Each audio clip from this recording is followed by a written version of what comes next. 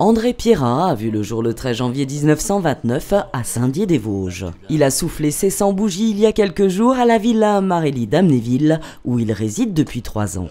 C'est un homme à la vivacité d'esprit exemplaire qui nous a résumé 100 années de vie faite de bonheur et de difficultés aussi. J'ai d'abord fait, j'ai fait mes études à Saint-Dié dans les Vosges, et après j'ai fait mon apprentissage d'horloger. Ça m'a bien profité. J'avais un papa très sévère qui exigeait que je travaille bien. Alors, ma foi, ça a été. J'ai appris un métier qui m'a beaucoup servi.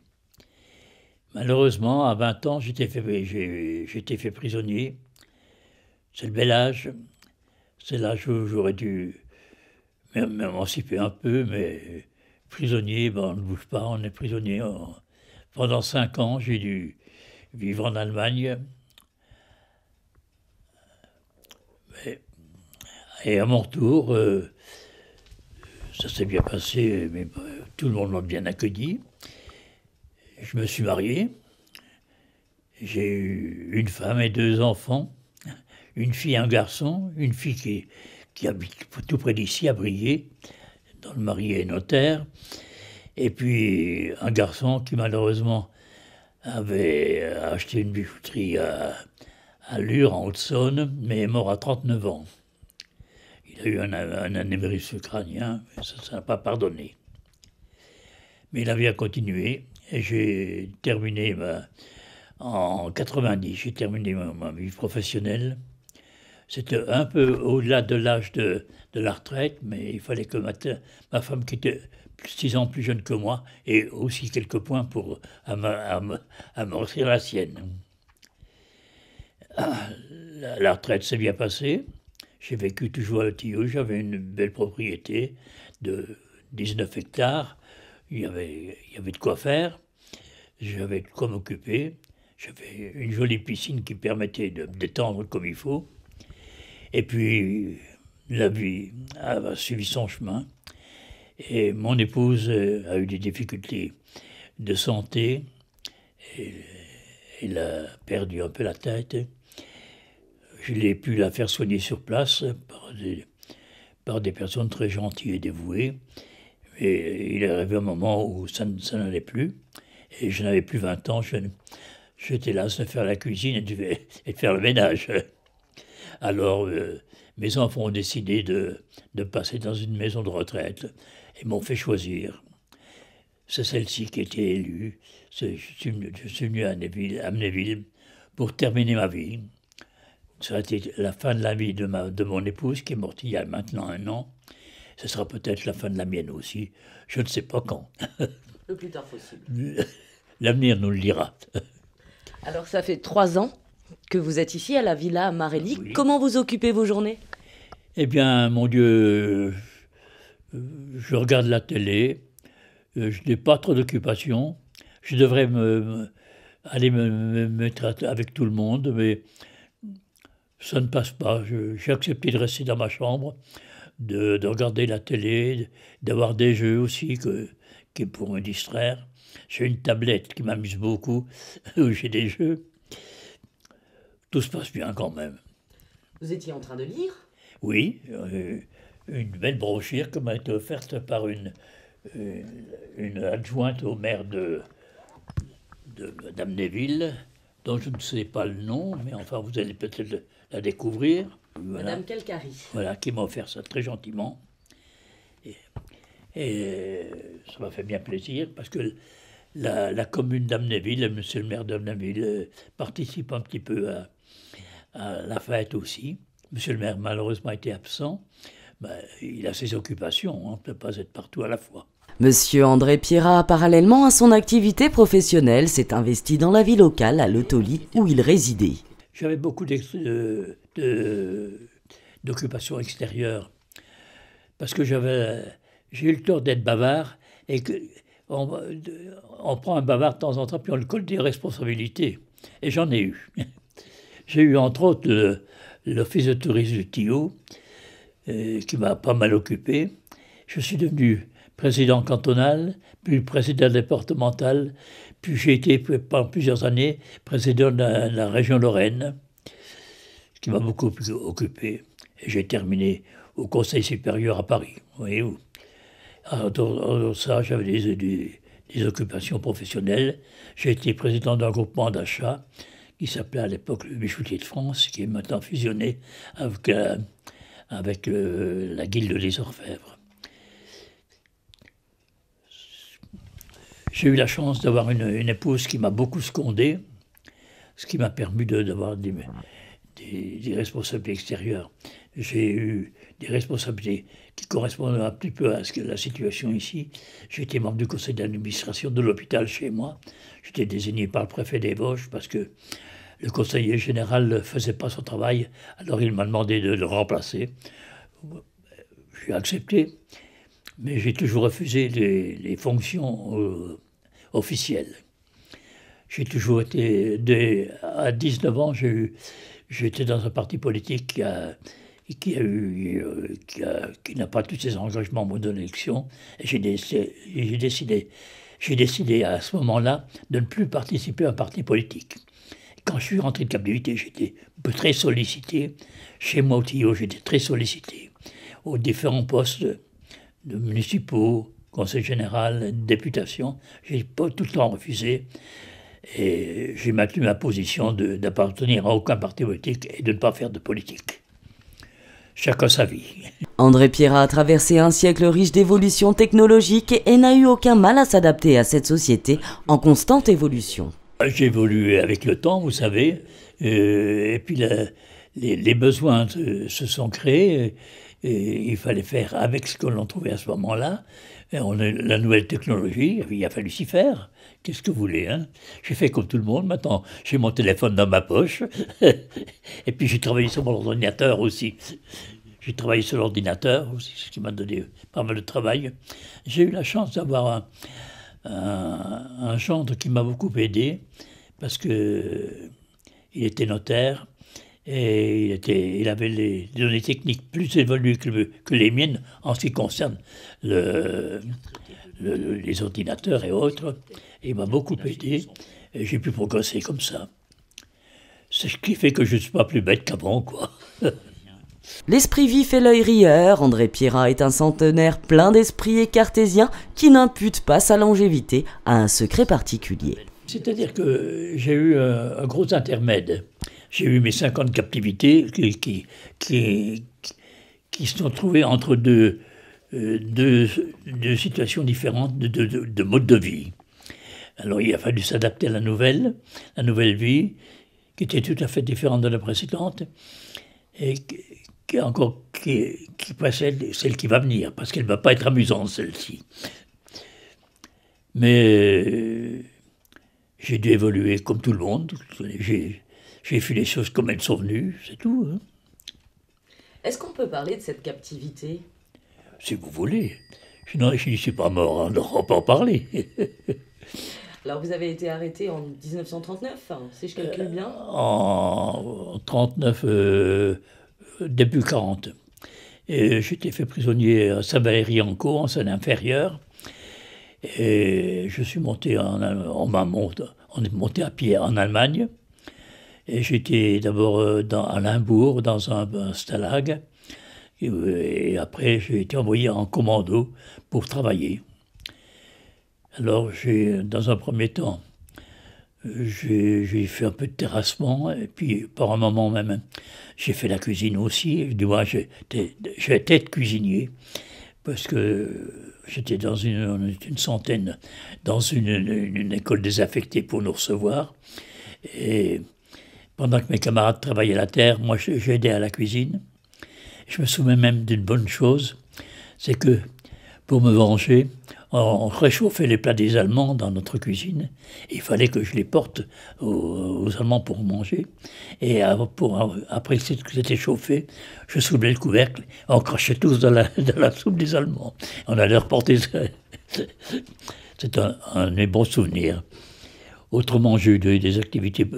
J'ai été transféré dans une usine, l'usine MAN à Mayence, près de Mayence, à Gustavsburg. Et j'ai été affecté. On a utilisé ma profession. J'ai eu cette chance, parce que j'étais le seul pour l'usine et on avait besoin de moi. Alors, quand on me bouscule un peu trop, eh ben, moi je gigotais, je me défendais. Je me souviens même qu'une fois que le directeur, qui était considéré, allez, je vais employer un vilain mot, comme une vache, par ses administrés, il vient me trouver, me donne un travail à faire, et il me parle en allemand. Je dis, monsieur le directeur, parlez-moi français. Mais vous parlez allemand aussi, vous comprenez allemand. Ah, je dis, je suis prisonnier français, parlez-moi français. Et il s'est plié, parce qu'il parlait bien français aussi. Il m'a donné un travail à faire. Alors, il m'a expliqué ce qu'il fallait faire. Je lui ai dit, oh, écoutez, votre travail, c'est bien facile, votre explication est facile, mais moi, je préfère, dites-moi ce qu'il faut faire, je n'ai pas besoin de vos conseils, j'y arriverai tout seul. Et malgré son mauvais caractère, il a admis que ce soit fait comme ça. Ce qui prouve bien que je n'ai pas été le plus malheureux, quoi. On sent quand même que vous êtes un homme de tête, hein. Il paraît.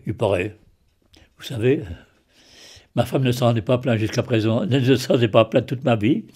Les gens que j'ai voisinés, avec lesquels j'ai voisiné, ne se sont pas plaints. J'ai eu de bons amis. Et je ne crois pas avoir eu d'ennemis. Même j'ai une dame qui, une fois, avant que je vienne, j'étais déjà en retraite, m'a dit, Monsieur Pierrat, vous savez, vous n'avez pas les idées de mon mari, hein. Vous savez, il était communiste, lui. Mais vous savez, mon mari, il vous a toujours respecté parce que vous l'avez aussi respecté.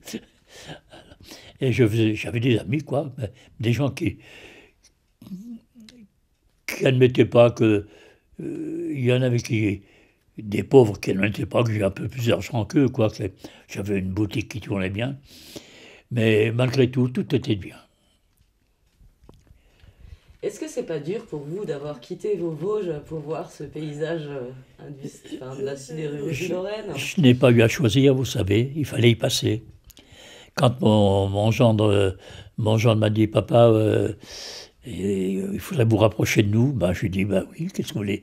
C'est la vie, malheureusement, je vis trop longtemps, et il faudra faire, et puis ma femme, je ne peux plus la soigner maintenant, elle ne peut plus rester à la maison, il faut trouver une maison pour se reposer. Et la maison, je comprends que vous souhaitez qu'elle soit plus proche de chez vous, pour que vous puissiez venir me voir. Ça s'est fait comme ça. Alors j'avais à choisir entre une maison à Briey et celle-ci. Alors mon gendre avait hésité les deux. Il m'a dit, écoutez, c'est tout de même mieux à Amnéville, vous devrez aller là-bas. Et ben, j'ai dit, allons là-bas. Et j'ai fait mes valises. Je suis venu en janvier d'il y a 3 ans, hein, un peu avant mon anniversaire. Je suis venu ici, ma femme est allée à l'étage inférieur dans la zone protégée, et moi dans cette partie-ci. La vie n'a pas été trop difficile, malgré tout. J'avais accepté la séparation, on ne couchait plus dans le même lit. Mais enfin, c'est la vie. Même, ça ne changeait pas parce qu'il y a des nuits où ma femme, qui était malade, ne voulait plus coucher avec moi. Elle restait dans son fauteuil. Alors tous les quarts d'heure, je venais voir si elle était bien, si elle n'a pas froid, tout ça. Puis je la ramenais dans son lit quand même. Mais enfin, c'est la vie, ça, c'est ma propre vie. Une vie que vous avez toujours trouvé le bon côté des choses finalement dans la vie, hein. C'est-à-dire que j'ai accepté les choses comme elles venaient. Et puis j'ai essayé de réagir quand il fallait. Ça. Je souhaite que tout le monde en fasse autant. Mais j'avoue que j'ai une vie facile quand je vois le monde de ce qui nous attend maintenant. Vous savez, je suis content d'avoir mon âge, mais je serai content le jour où je partirai. Je laisserai la misère derrière moi parce que je plains nos enfants. Mais ça, ne le dites pas trop. Hein. Pourtant, vous avez vraiment vécu une période difficile, hein, la Deuxième Guerre mondiale, la reconstruction. Oui, mais j'avais une chance, c'est d'avoir 20 ans à ce moment-là. Et à ce moment-là, on ne voit plus les choses de la même façon. J'étais célibataire, J'avais pas d'enfant, hein. J'avais pas de femme, pas d'enfant, rien du tout, alors ça allait bien. On accepte plus facilement. On devient une petite bonne amie, mais enfin, c'est autre chose, ça. Ça se passe. Vous savez, non, j'étais pas le plus malheureux. Non, je ne me plains pas. La vie était belle, elle m'a souri. Je souhaiterais que beaucoup aient une vie aussi agréable que celle que j'ai eue. Et puis j'ai eu la chance d'une femme qui m'a bien secondé. Ça m'a beaucoup aidé. Vous parlez de tout ça comme si ça allait prendre fin demain, mais non. Mais on ne choisit pas, vous savez. On prend les choses comme elles viennent. Si c'est demain, ce sera demain. Si c'est après-demain, ce sera après-demain. Vous avez encore des rêves. On a toujours des rêves. C'est de ne pas souffrir. C'est tout. Mais le reste, c'est vivre ici, quoi, gentiment. Ici, on est bien servi, on est bien secondé. Les gens vous aiment bien. J'en ai encore eu la preuve hier, où tout le monde a une belle manifestation pour mes 100 ans, ce qui m'a fait énormément plaisir. Mais c'est la preuve que le monde est encore des braves gens, il y a encore un bon monde, ça existe. Il ne faut pas désespérer. Il faut espérer simplement que les choses s'améliorent, qu'un jour le monde devienne meilleur. Enfin. Quand vous regardez la télé, vous regardez quoi? Eh bien, je ne regarde plus grand-chose parce que je n'ai plus de mémoire, je ne me passionne plus. Quand je vois un film, j'oublie en cours de film ce que j'ai vu au début. C'est très difficile de suivre. Et il y a des fois des petites scènes. Je suivais des scènes de ce que j'appellerais des scènes de ménage, des difficultés entre couples comme ça. Il y a des petites choses. Ça allait parce que ça ne durait pas longtemps. Mais quand ça dure un petit moment, je ne sais plus. Je n'ai plus ma tête. J'ai perdu un peu de mémoire. Mais ce n'est pas le plus grave. C'est pas le plus grave. J'ai encore un peu ma tête quand même. Je vous réponds, vous voyez. Ah oui. Vous allez vous promener, vous sortez de la maison? Ben, pour l'instant pas, parce que je n'ai pas de bonnes jambes, et puis je viens de m'habituer à une charrette maintenant, alors on me promènera peut-être en attendant les beaux jours. Et puis il y a des projets d'aménagement pour nos promenades aussi, qui sont en discussion avec la mairie, et qui prennent un bon chemin. Parce que j'ai eu l'occasion de parler au maire d'Amnéville, un monsieur qui s'intéresse aux problèmes que nous avons et qui veut y répondre. Et ça, j'étais touché. Je ne pensais pas que les maires s'intéresseraient aux problèmes d'un vieux bonhomme qui est en pension dans une maison de repos. Mais j'ai trouvé que c'était très bien reçu. J'ai peut-être été trop bavard. On m'a deux fois on m'a posé des questions, tout ça. Et ça m'entraînait trop loin, peut-être. J'ai amené des discussions. Vous voyez, on est en train de discuter pour l'aménagement d'un terrain qui est un culte là. La commune va peut-être, c'est en discussion, l'offrir à l'établissement pour agrandir ce chemin-là et faire un chemin de ronde tout autour, qui sera très, très, très bien, très utile pour nous, parce que ça nous permettra de nous promener un peu autour de la maison. Et on a demandé aussi d'avoir des bancs à l'extérieur pour pouvoir nous reposer. Ça prend son chemin, il y a une petite hostilité, parce que les habitants de ces secteurs-là ont peur que les bancs amènent des enfants qui feront du bruit, qui casseront du matériel, tout ça. Ça, c'est le problème, discuter. On verra. La commune se débrouillera. Voilà le Parisien. L'esprit vif et l'œil rieur, André Pierrat est un centenaire plein d'esprit et cartésien qui n'impute pas sa longévité à un secret particulier. Très honnêtement, c'est nous tout seuls. J'ai rien fait pour, j'ai rien fait contre. Vous avez une hygiène de vie particulière ou je sais pas comment... Non, j'ai vécu comme allemand. J'ai une femme qui m'a fait de la bonne cuisine. Je n'ai pas fait d'excès. Je n'ai pas trop fumé. J'ai fumé un certain temps. J'ai fumé cigares, pipe. Et puis au bout d'un moment, mon fils fumait aussi. Et alors, il fumait peut-être un peu trop. Alors, pour qu'ils cessent de fumer, j'ai cessé de fumer moi aussi. Alors, je n'ai pas été un grand fumeur, je n'étais pas un homme de bistrot, alors je ne me suis pas alcoolisé, j'ai vécu normalement, ça allait comme ça, c'est très bien. Et puis j'ai une femme qui m'a bien secondé, qui m'a fait aimer la vie. Et puis j'ai eu 2 bons enfants, qui ont été très gentils pour moi, et ma fille qui l'a encore. Mon fils, malheureusement, est mort très jeune, il est mort à 39 ans, d'un anévrisme crânien, mais j'avais deux bons enfants, et j'ai actuellement une bonne fille, des bons petits-enfants, un bon gendre qui était gentil avec moi, et tout se passe bien. Et puis je suis bien accueilli dans cette maison aussi, ce qui est encore très bien. Parce que vous savez, je ne rêvais pas de venir dans une maison de santé, dans une maison de repos comme ça. Je l'ai accepté, je suis là, je l'ai accepté, et j'ai bien fait de l'accepter parce que, au point de vue moral, c'est bon quand on n'est pas venu par force. Mon gendre m'a dit, voilà, papa, je vous offre cette situation, est-ce que vous êtes d'accord? Je suis d'accord, j'y vais. Et je suis venu avec mes valises, et puis je suis là, je suis bien. J'ai accepté la situation.